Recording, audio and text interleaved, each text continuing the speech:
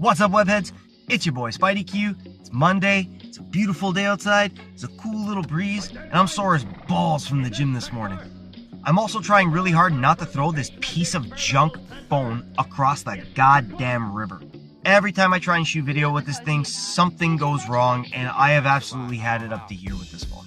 It's taken me about 6 or 7 tries now to shoot this vlog video. It's just getting frustrating because I use the play pause button to stop and go. The second you touch that, it absolutely nullifies the video, doesn't save it. I don't know what the hell's going on Huawei's back end, but it's just ass. So the videos take me a little bit longer to edit now because I'm at work, and the only time I have to do this is on my lunch and on my break. So being able to use the play pause button helps a ton because I don't get, But anyway, it's time for next in queue, so let's get to it. And what I wanted to touch on briefly, because this is our D&D session we had this past Friday, and oh man, it was a blast. I just wanted to throw some shout outs to the show Critical Role.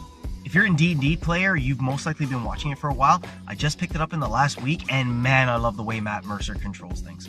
His knowledge of the game really shows, and his experience of DMing really shows. I understand that they're all professional voice actors, and they know how to sell their characters. That's why I don't think it's ever something I'd compare my game sessions to or anybody else's game sessions to, because they're kind of on a different level when it comes to performing.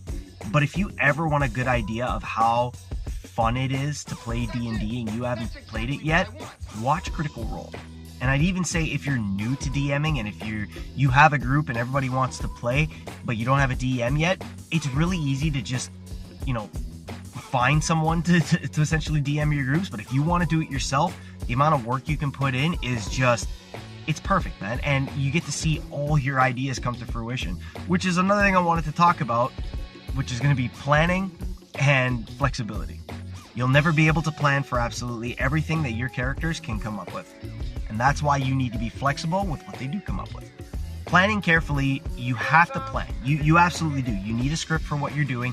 You need to plan to cover 2 or 3 different areas that you think your characters. You need to plan for an area that your characters will take you that you might not be able to, you might not be able to cover, and that's where your flexibility is going to come in.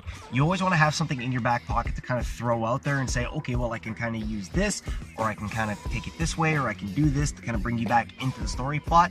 You don't want to railroad your players, but what you want to do is you do want to keep them on track, and being able to be flexible with what they want to do helps a ton. I'm really enjoying the group we have now. We have 2 additions to the group, and I wrote a little one-shot just to intro them in, and that went absolutely spectacular. Now we're back into the main storyline of the starter set, Lost Mines of Phandelver, and it's going exceptionally well. But I do have some harsh criticisms for myself. I notice myself, I get frustrated sometimes when they're deviating from the story a little too much, or when there's a lot of, just side chatter, or when people start metagaming. But that's something that's going to happen with new groups, and I have to learn myself how to read my group a little better. That's all it is. And once you get the feel for your group, and once you get the feel for what they like to do, how they like to do it, and why they like to do it, you'll be able to plan a bit better, and you'll see your flexibility bubble kind of expand a lot more. But like I said, if you haven't tried D&D yet and you want a good intro to it, watch Critical Role. It just makes it that much more fun, and I really think you'll enjoy it. But I think that's going to be it, guys. I'm just absolutely frustrated with the way things are going with this bloody phone. Like, it makes me so... And it's an absolute nightmare to try to edit this thing cut by cut. As you guys are watching it right now, you'll notice I stumble a lot. It's because it's hard to go off script, and it's hard to go vlog, like full just, off the top of my head vlog, which I do a lot, but I usually have key points I want to talk about. But just the fact that this won't let me do what I needed to do is infinitely frustrating.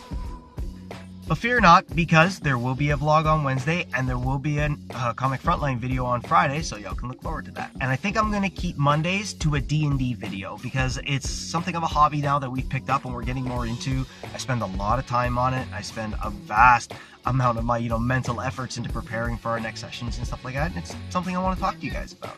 So I think Mondays we're going to keep as a D&D video, Wednesdays we'll keep as the next in queue, Fridays we'll keep as the Comic Frontline video. Okay? But why don't we go ahead, wrap this one up. And as always, if you like what you saw today, why don't you go ahead and click that like button. And if you plan on sticking around, why don't you go ahead and subscribe too. And if you know anybody who's interested in getting into D&D, or if you have any cool D&D experiences you want to share with us, why don't you go ahead and do that? Spread some love on the channel. But as always, guys, thanks for hanging. I'm SpideyQueue. Lots more coming from your boys. So as always, stay tuned, y'all.